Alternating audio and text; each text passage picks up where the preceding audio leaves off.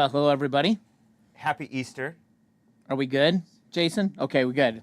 So I feel like the words of Jesus from John. Ooh. In a little You just said while, a few words. in a in little John. while, you won't see me, and then you will see me again. Jesus was rather Elusive at times. elusive. In John. Had some deep words. Yeah. Yes. So I thought I'd lay that one on you today. Yes. Now you see me, Now but I'm- in a while you will not. But then you will see me again. I feel like I'll be pondering that for You the next will. 10 whatever Days while I'm gone, Yes. right? Yes. So today marks the last day in the office because tomorrow I fly out to Chicago. Okay. ELCA Church Council meetings all the way through Sunday, and then the following week heading to Wisconsin. Yeah, I suppose they're polishing up your name tag right now. I hope so. Yeah. I'm Last time that was a nice little. Yeah, a little like lanyard with like a key card that gets me to the 9th floor, which is like their executive wing. Yeah, and then when you got there, didn't it have like your? Yeah, I had name like a on the little table? nameplate. Yep, I'm sure they're And getting all that set right now. And technically, I'm supposed to get like some ELCA Church Council swag that they ordered me at like a one of those like polyester zip, 3/4 zip things, like pullover, like a like a pullover like a pullover. with a logo stuff on it. Really? Yeah, Well, I'll look forward. they haven't taught me the secret handshake yet, so. It was a good experience the last time you went, wasn't So it? yeah, so Yes. Bishop Eaton, if you're watching, Yes, I'm sure she is. I'm sure she is. What else would she be doing? What else is she right? doing? Yeah. Teach me the secret handshake. Yes. Now the embarrassing thing will be if I get there and she says something. You always got to play that card. Yeah, That's that right. that would be great news. Yeah, that's but, right. I'm sure she is though. Yeah, no, I'm sure it'll be informational. I always learn a little something, and I'll come back and share. Yeah. as you No, know, it was great to hear the last time you went that you came away impressed with all that they're doing. Yes. So yes. Because otherwise, if you go and you're shaking your head. yeah, then I'm writing a sermon on my laptop, pretending I'm paying attention. Yes. But as it turns out, really good stuff, and glad to be just like that much a part of it, right? Yeah, that's great. And so I leave tomorrow, and I'll be gone for a little bit, but I will be sending check-ins on the road. Those are always nice. I do apologize that I don't send them. I tend to go places where I realize the upload speeds are rather horrendous. Yeah, yeah. And so I have not sent But- the but- past few that I have been on. But there's a big difference. I have adult children that do not travel with me, and you have small children that travel also with you. is a factor. That's a factor. Along with the upload speeds, that is another factor. Children and upload speeds. That's Yes. the cause of a lot of troubles in this world. Oh, troubles of the world. Yes. So, anything exciting on Eclipse Day yesterday? You know what? I did the little pinhole thing. I did not get the glasses. I was Yeah, just like, I you didn't even know what? where you get them. You I know, didn't even know. There, for a while they had them at the library. I know Oh, you did can they? buy them for like $2 online. I'm not buying them. I didn't. I mean, buy I was them looking for the Eclipse store at the mall, but they didn't, either. Yes. I bought a pack of Eclipse gum. That didn't seem to help. So, Yeah, it did. Hopefully, I didn't look at the sun too long yeah, with the. while chewing gum, At I least thought you're that's chewing, that's but, right. you know, Exactly. Yeah, but no, I guess it was a few. Well, at least a handful from the congregation made it out. Yeah. Different places. Different places, and I know part of that main trajectory. It went right. It happened in Southern Illinois, where I went to high school, Murfreesboro, Illinois, Yeah. and so I had some friends down there that were watching the eclipse, and I got this random photo. I went out on my patio at like 11:20, and I thought I'll just stick my camera up towards the sun and take a picture and see what happens. Mm-hmm. I mean, if you were outside at all, it wasn't. It was a little bit. It wasn't as bright as it normally was, they but say even if you go to 90%, the difference between a 90% eclipse and it's just like there's night and day. Yeah, it's literally. It's literally. So, anyways, this is the picture I got, and I was like, all I did was stick my camera out over my balcony, aim it at the sun, not looking at it, took a picture, and what I did not expect was down in the lower left-hand corner was a reflection that actually caught Yeah. the eclipse. Yeah. So the sun looks normal, but there you can see the actual eclipse down in the corner. I have no idea how that happened. Yeah, that is quite the. Yeah, that is quite. You wonder what's going on there. Yeah, I don't But know. You caught it. I caught it, and you can Clearly. see it. Yeah. But I don't know how the reflection made that happen or whatever. But I caught a little bit of the eclipse right before I went inside and did my taxes. We are close to celebrating tax day. Well, what I was waiting for. Mm-hmm. I mean, that's next Monday. What I was waiting for. I mean, some of the religious kooks out there said, "This is the last day," Yeah. and I thought, well, why would I do my taxes if I'm going to go be with Jesus? So, on the off chance the kooks were right just for once. Yeah. Best, safest is to wait Wait. until after eclipse So day. at 11:30, I went and did my taxes. Yes. Well, clearly I got to wait a little bit longer, Clearly, right? we're getting down to the wire now. Right. Time to sit down. Yeah, and actually engage in real life issues. So I got those done in the quiet of the house. Not that I want to advocate anything, but I've been using TurboTax for 20 years. TurboTax. Love it. Seems to work. Yep. And Although they say it could all be much simpler, we shouldn't have to pay for any of that. Like it could Yeah. all be taken care of. But yeah, it's the only scenario where somebody says you got to pay something, and we know what you need to pay, but you need to figure out Do it to see if all that the way. number matches our number, and if you're wrong, then we're gonna fine you.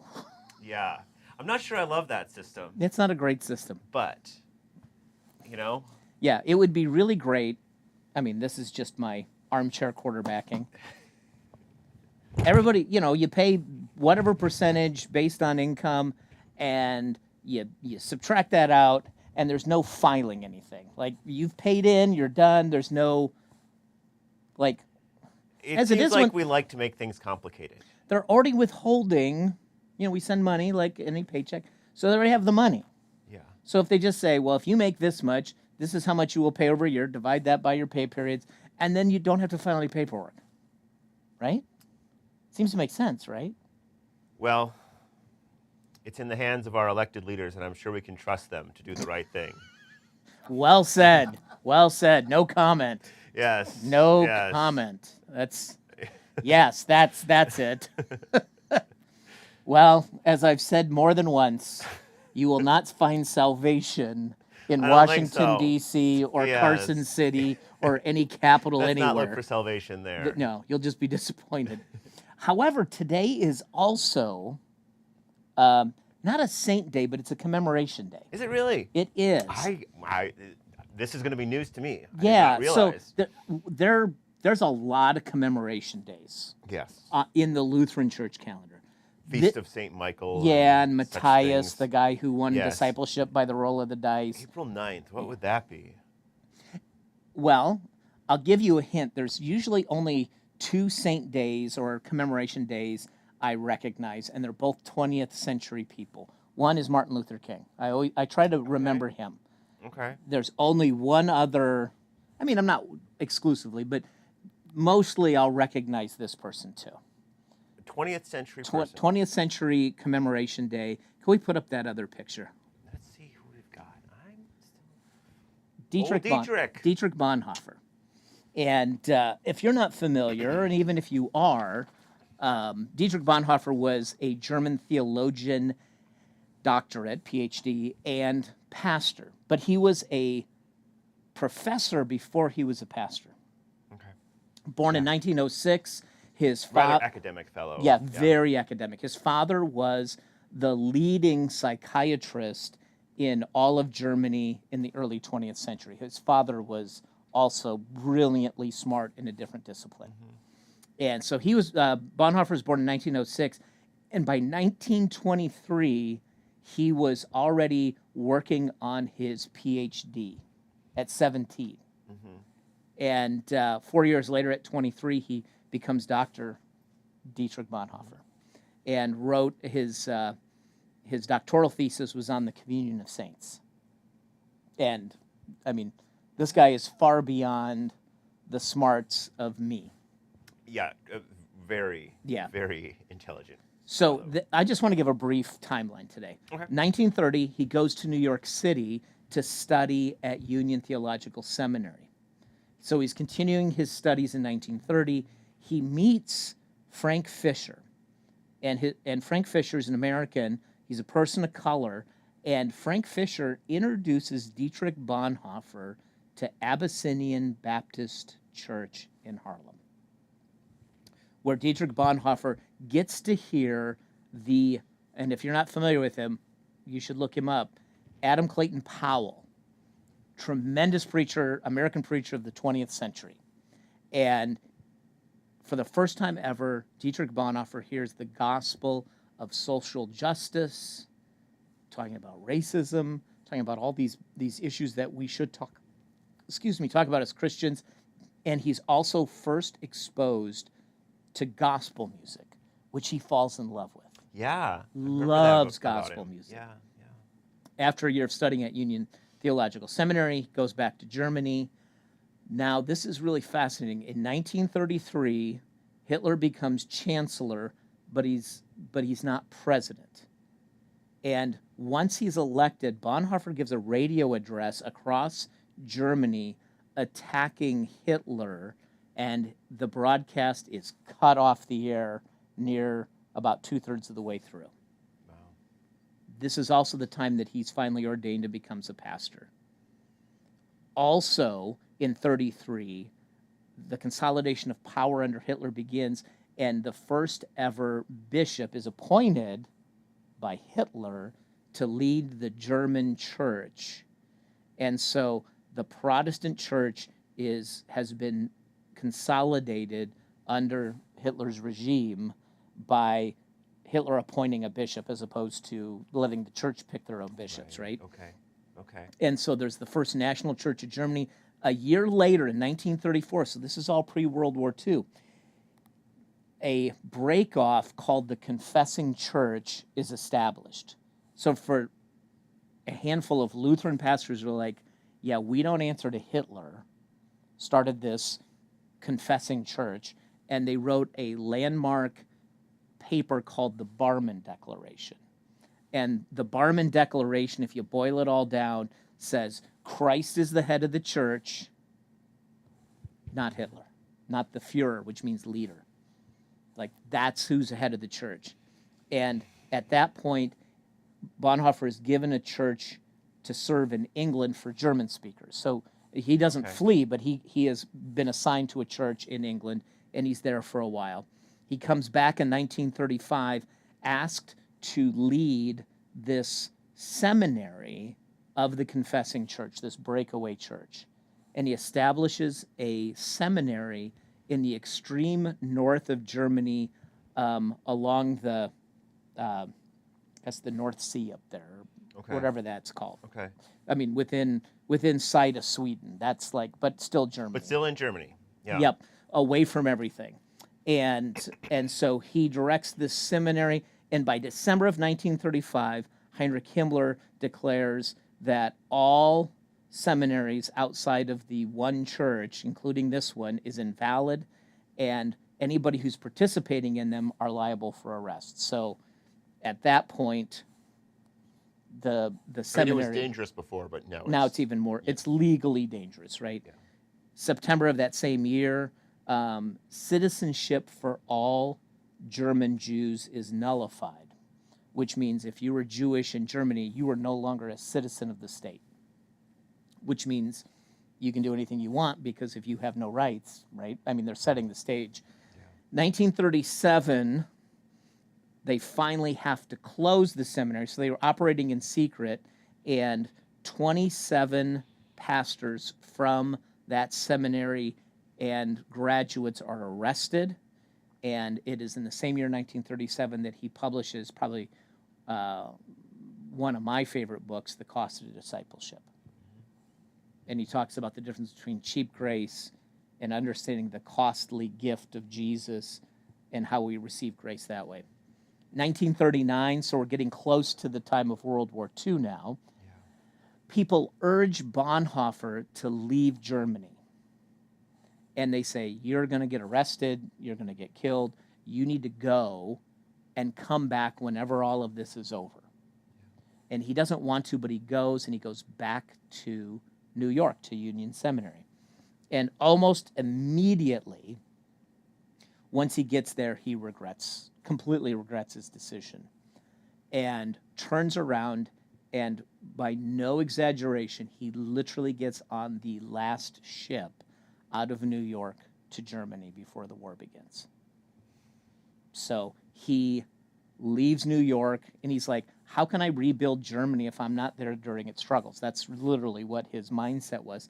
So he goes back in 1939, and it's during that time, at the beginning of January of 39, all Jewish-owned businesses were liquidated. They were taken over. So you can see, the history. This was going. Yeah. By 1940, Dietrich Bonhoeffer is forbidden to speak publicly, and all of his writings would be edited if he published anything, which he doesn't. He's continued to regularly report into the police, and he still works on books that will not be published just privately, including his landmark book called Ethics, which he never actually got to finish. So Ethics is some of his notes, but finished by one of his students by the name of Eberhard Bethge. But he starts working on that. 1943, he's arrested, and he's held in Tegel prison in Berlin. And the reason he is arrested is that he was also working for the Abwehr, which was German intelligence that was not associated with the Nazis. It was part of the German government. And there were members within the Abwehr that were already plotting to overthrow Hitler by assassination or otherwise. Yeah. And he was working with those folks. Not hands-on, but he was a part of that group.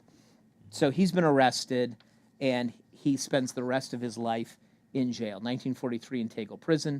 1944, then he is handed over to the Nazis and put in a Gestapo prison, which is much worse, in 1944.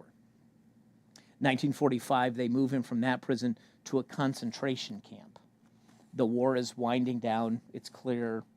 It's, the Nazis are going to lose. And so they transfer him to a concentration camp, and it is on this day in 1945, literally a week before the Allied forces come in, that he is sentenced and killed for his part in not supporting Hitler. So, tragic story. Tragic but story. Somebody who, that's how deeply he cared about standing up for justice. Yes, and he talked about the fact that he's like, when you see the wheels of injustice, what do you do? And he said, you put a spike or a rod into the spoke of the wheel. So he says, you can't just say, well, injustice is bad. He said, you have to stop it.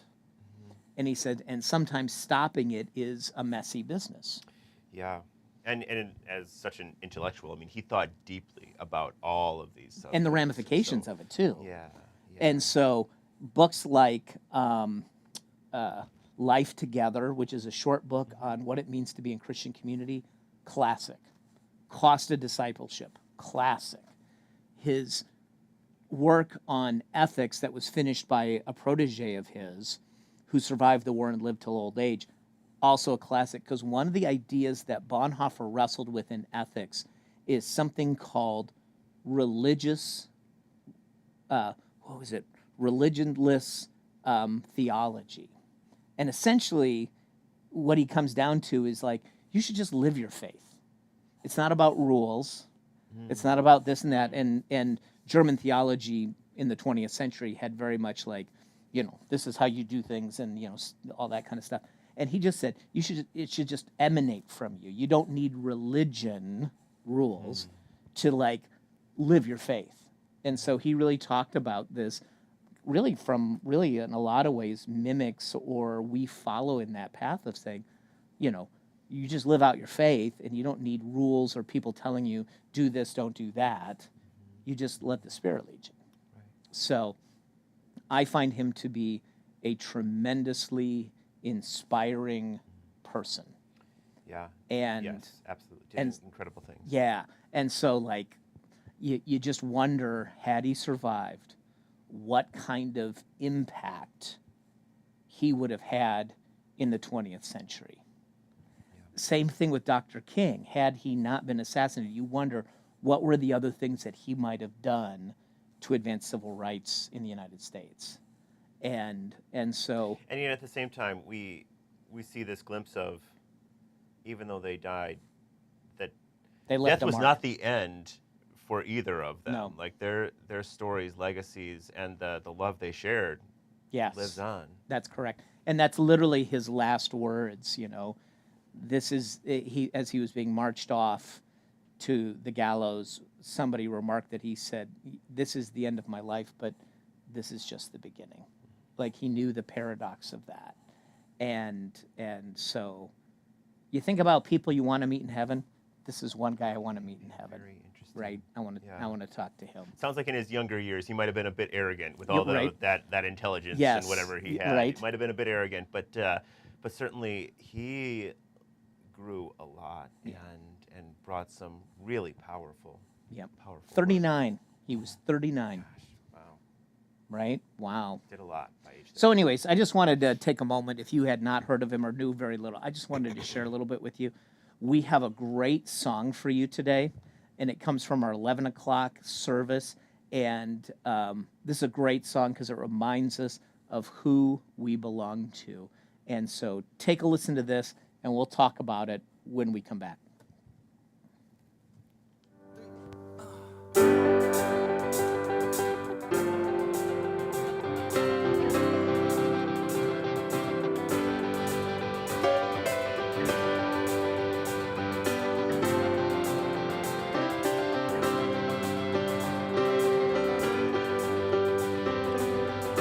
I was walking the wayside, lost on a lonely road.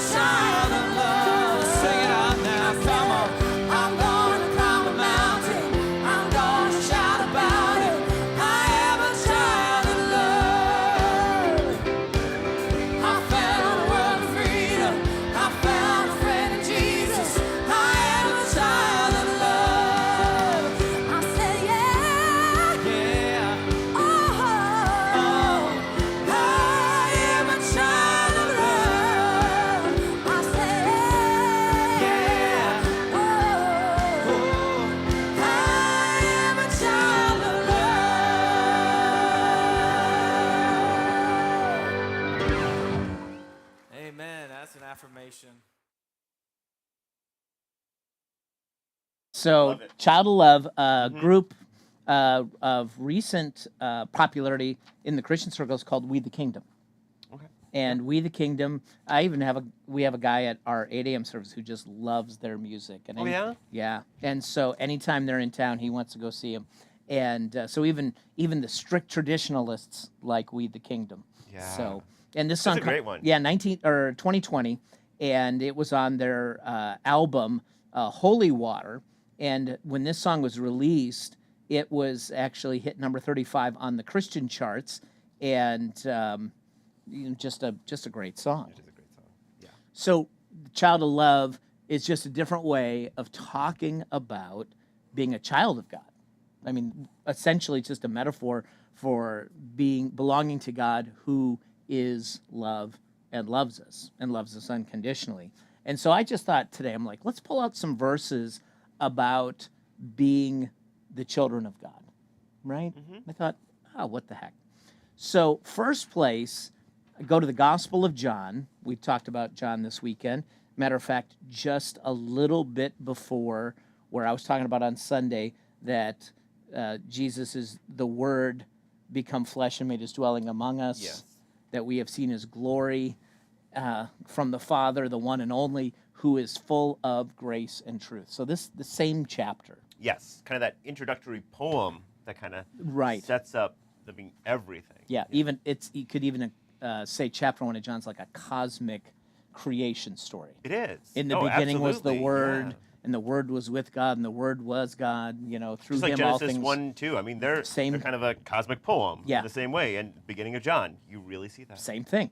And so here it says this in chapter 1 of John, verse 12 and 13.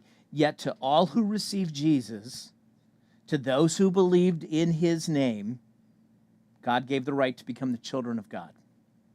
Children not born of natural descent, nor of human decision, or of a husband's will, but born of God. So I like this because he puts a bunch of disqualifiers. He's like, if you believe in Jesus, if you trust in him, you're a child of God. You weren't born into that family in a natural childbirth way, not because even if your parents were Christian, they don't get to pass that on to you like a birthright. That's not how it works.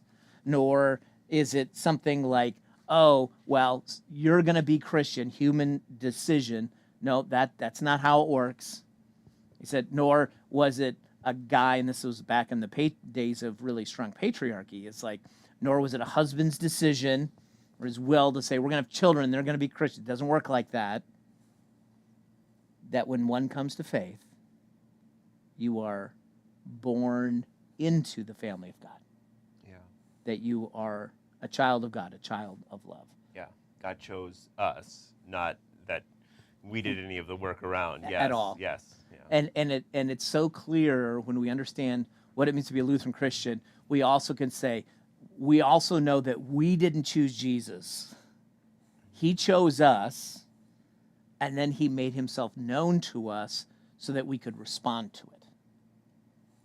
Even in Ephesians, right? It's like, you can't even boast about your faith because that's also a gift from God, right? Yeah. So I love the fact that John's like, let's be really clear about who's a child of God.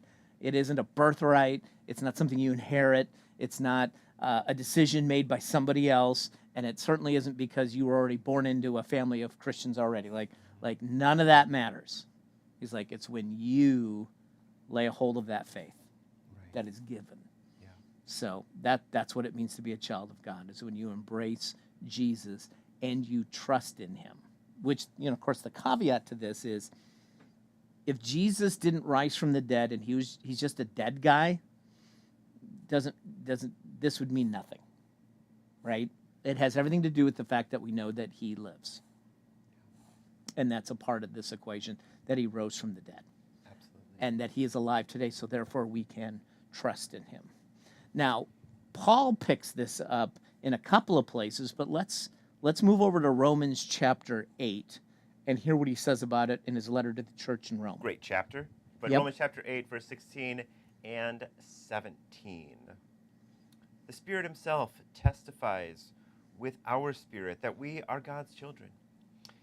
Now, if we are children, then we are heirs, heirs of God and co-heirs with Christ, if indeed we share in Christ's sufferings, in order that we may also share in his glory.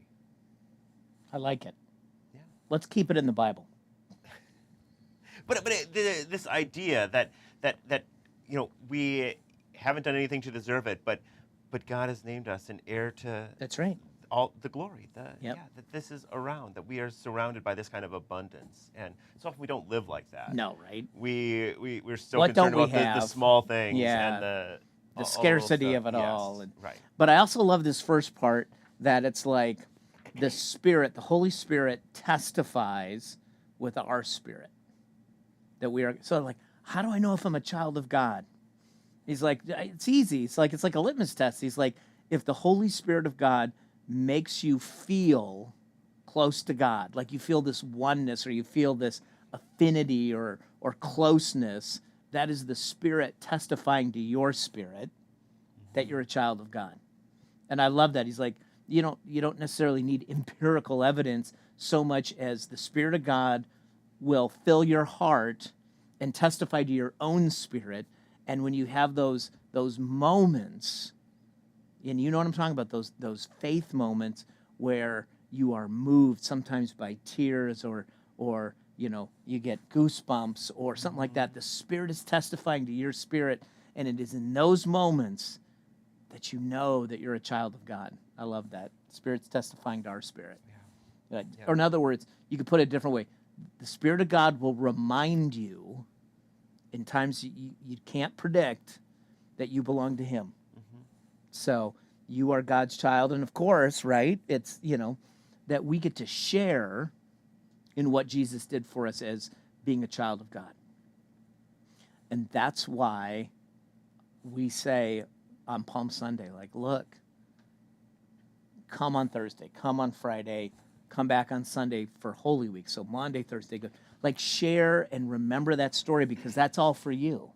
Yeah, It's for me. The entire story, and as tempting as it might be to try to only get the mountaintop wonderful Yeah. moments, the fact that God is with us through all of the darkest times That's too. right. That's so important. That's right. And it's the ultimate testimony of that is in his death. That he takes on all of that for us and that he knows what it feels like to be human when life is terrible, when life sucks, right? And so I think in worship what we can do is we can be there in worship, let's say on a Good Friday, to remember that suffering for us, that we will share in that suffering or at least remember it so that we can also share in the glory of the resurrection on Easter too, right? And so that's why I always encourage people, make the journey on Holy Week, an extra 2 hours of your life one time a year, because you're going to come to church on Sunday anyway. So Thursday night, Friday night, or whatever, whatever our schedule is, just come or watch it or be a part of that so that you can share in that story. And I think that's huge for us. And I think it's good for us to see, as talk about Bonhoeffer, the difference between cheap grace. I can do what I want because Jesus has to forgive me. That's cheap grace. Or, look at what he did for us so that we could have forgiveness, his death, his suffering. It's still free for us, but we see the Both cost. expressions of grace, and both are, the costly grace is still that's still free, but it just has that deeper understanding. Yeah. And in some ways, as a Christian, and dare I say a mature Christian, costly grace makes me think twice before I do something dumb. Right? Well, when we all make mistakes, right? Right, We're no, all of course. We're all going to fall short. Yeah. All of that, but it's those moments when we Catch ourselves. catch ourselves Yeah. and realize the depth of what God is doing. That's right. That- And it might make you go, oh, maybe I need to choose a different path. Maybe I need to choose a different path. Yeah.